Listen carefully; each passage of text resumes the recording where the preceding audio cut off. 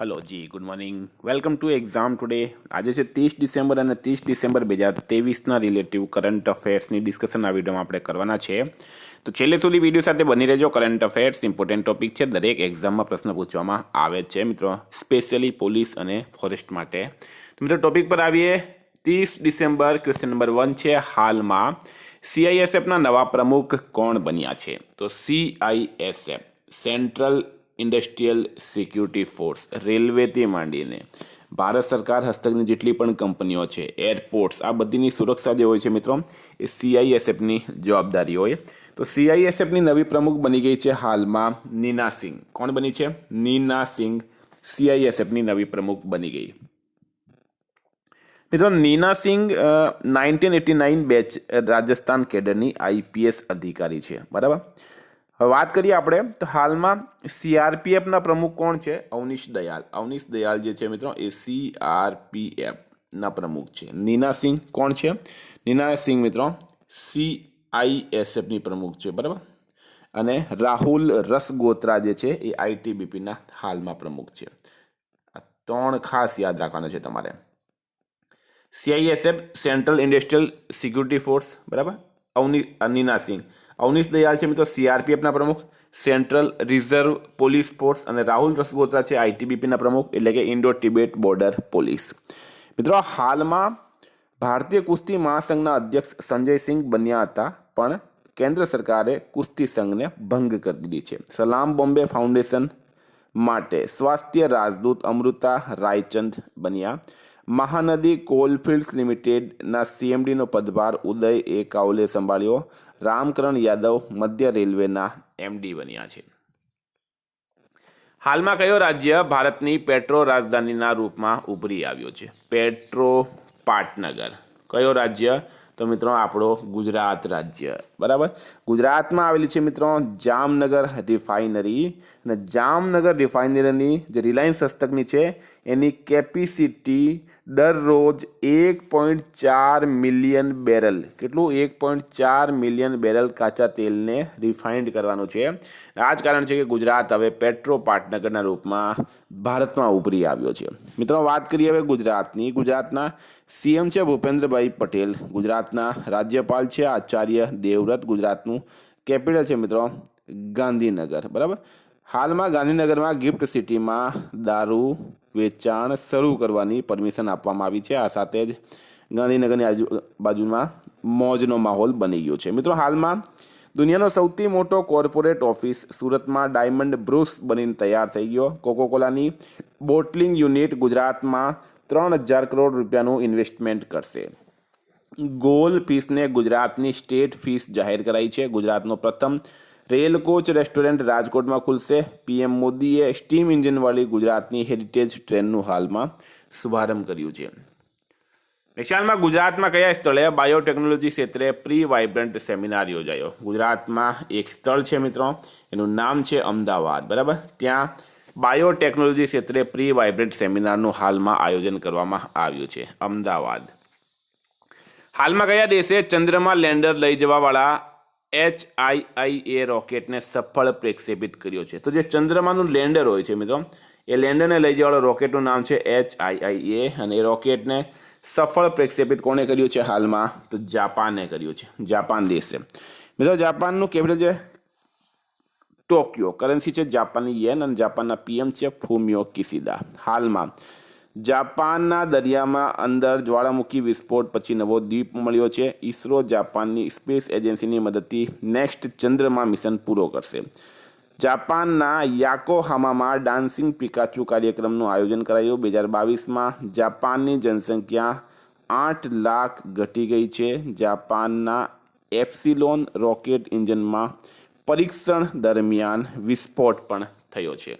ત્યારથી મિત્રો ખાસ કરીને વનરક્ષક Gujarat police constable LRD class 3 માટે એક્ઝામ ટુડેનું લેટેસ્ટ એક વર્ષનું કરંટ અફેર્સ મિત્રો સ્પેશિયલી વનરક્ષક માટે છે. ટોટલ કરંટ અફેર્સ મળશે આની અંદર તમને વનરક્ષક અને પોલીસ માટે, જેમાં અલગ અલગ ટોપિક વાઇઝ તમને 42થી વધારે કરંટ અફેર્સની PDF છે. 10,000થી વધારે પ્રશ્નો છે. Olympic, Paralympic, G20 summit, world cup, awards, sports, બદલાયેલા નામ, પુસ્તક લેખક, company CEO, brand ambassador, Bharat ગુજરાતના વર્તમાન પદાધિકારી જેવી ટોટલ 42થી વધારે કરંટ અફેર્સની પીડીએફ. તો પીડીએફ માટે માત્ર 250 રૂપિયા 9510411961 પર ગૂગલ પે, ફોનપે, પેટીએમ કંઈ પણ કરો, સ્ક્રીનશોટ મોકલી આપો, 2 મિનિટમાં પીડીએફ મળી જશે. મિત્રો કોચિંગ્સમાં 10થી 15થી 20 હજાર રૂપિયા આપતા હોય, હું ખાલી 250 રૂપિયાની અંદર, તે પણ વિદ્યાર્થી હિતમાં આ પીડીએફ આપું છું. એક વખત પીડીએફ લઈ જુઓ, તમારું મન ખુશ થઈ જશે, સ્પેશિયલી વનરક્ષક અને પોલીસ માટે.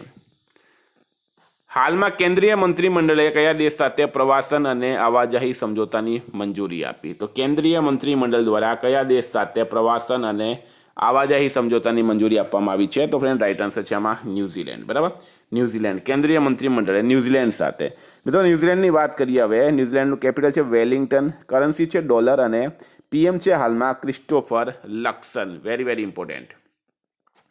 હાલમાં કયા દેશે એડવાન્સ રોકેટ સિસ્ટમ ફતર-2નું સફળ પરીક્ષણ કર્યું છે? તો એડવાન્સ રોકેટ સિસ્ટમ છે મિત્રો ફતર-2. બરાબર, અને એનું સફળ પરીક્ષણ કોણે કર્યું છે? તો એ કર્યું છે પાકિસ્તાને. પાકિસ્તાને એડવાન્સ રોકેટ સિસ્ટમ ફતર-2નું હાલમાં સફળ પરીક્ષણ કર્યું છે. મિત્રો પાકિસ્તાનના પીએમ છે અનવર ઉલ હક કક્કડ. બરાબર, કાર્યવાહક પીએમ છે. હાલમાં પાકિસ્તાનમાં ઇલેક્શન થશે અને ઇલેક્શનમાં ચૂંટણી લડનાર પ્રથમ હિન્દુ મહિલાનું તમને નામ પૂછવામાં આવે તો એમનું નામ છે સવીરા પ્રકાશ. ખાસ યાદ રાખજો, ચૂંટણી લડનાર પ્રથમ હિન્દુ મહિલા પાકિસ્તાનમાં બની છે સવીરા પ્રકાશ. બરાબર, સવીરા પ્રકાશ બની ગઈ છે. Very very important. મિત્રો ભારત અને પાકિસ્તાન વચ્ચે રેડ ક્લિપ રેખા આવેલી છે. હાલમાં પાકિસ્તાને ઓફિશિયલી બ્રિક્સ સદસ્યતા માટે આવેદન કર્યું છે. પાકિસ્તાનના સ્ટાર્ટઅપ સી ગાર્ડને ટોપ જળવાયુ નવાચાર પ્રતિયોગિતા જીતી લીધી.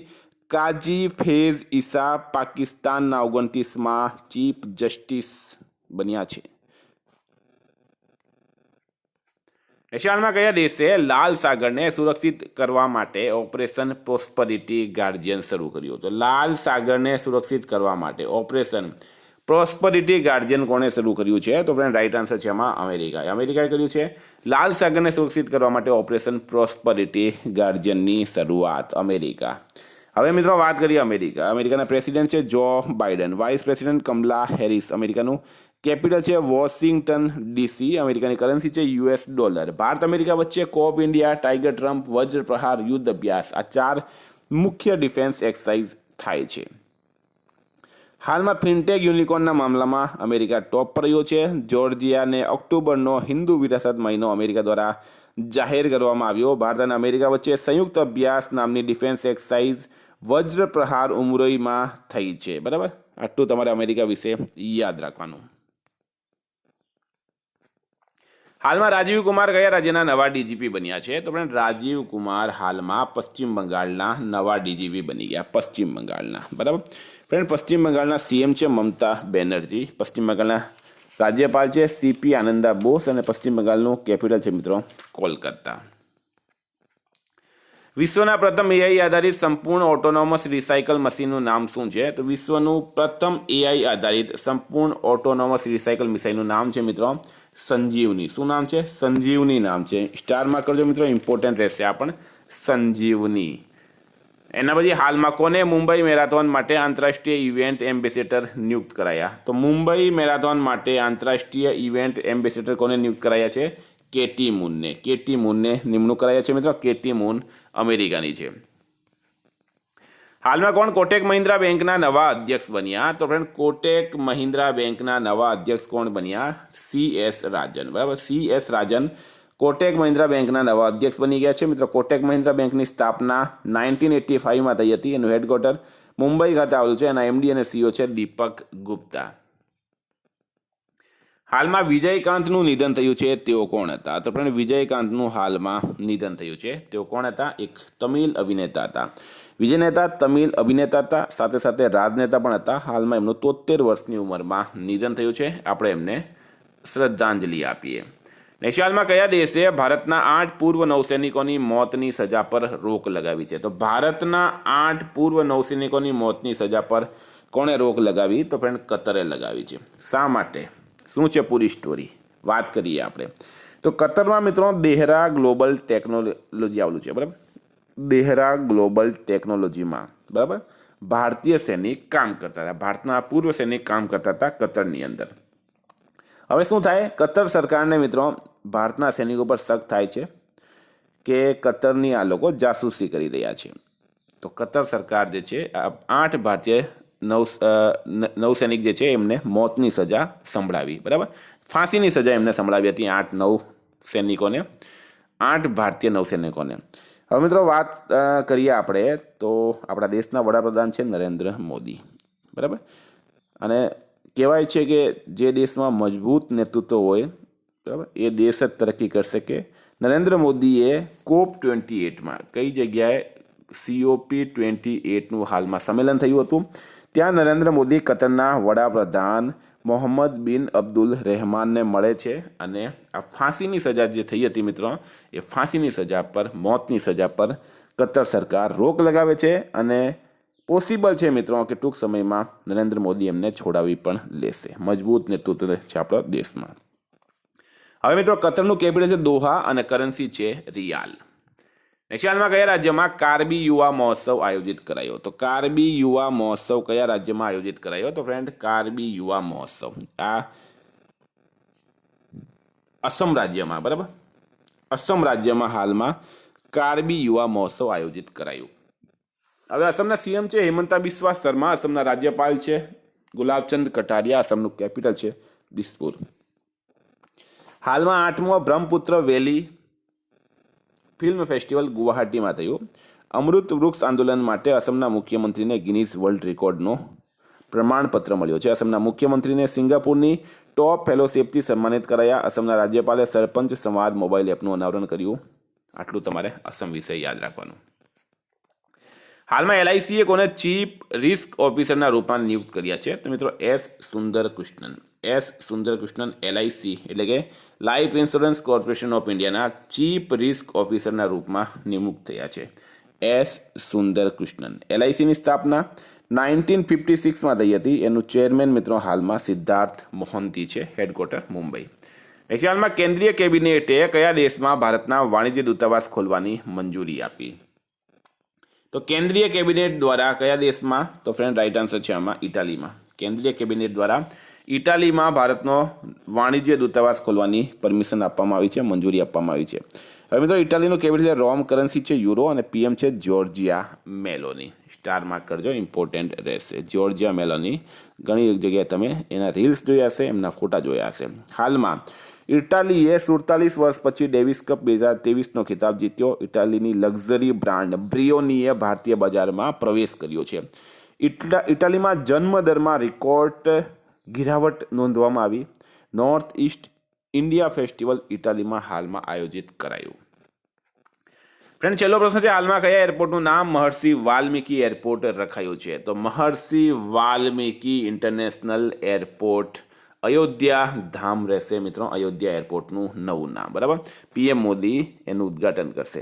તો અયોધ્યા એરપોર્ટનું નવું નામ છે મહર્ષિ વાલ્મીકી ઇન્ટરનેશનલ એરપોર્ટ અયોધ્યા ધામ. અને અયોધ્યા રેલવે સ્ટેશન જે છે મિત્રો, એનું પણ નામ રાખવામાં આવ્યું છે અયોધ્યા ધામ રેલવે સ્ટેશન, બરાબર.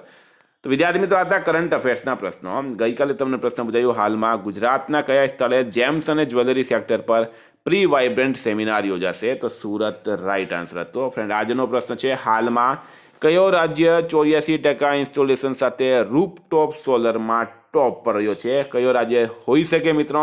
ગર્વ હોવું જોઈએ આપણાને. એનો જવાબ તમારે કમેન્ટ બોક્સમાં જણાવવાનું. ફ્રેન્ડ, વોટ્સએપ અને ટેલિગ્રામની લિંક ડિસ્ક્રિપ્શન બોક્સમાં આપેલી છે. PDF માટે 9510411961 પર કોન્ટેક્ટ કરો. Thank you. ફરી મળીશું નવા વિડીયો સાથે.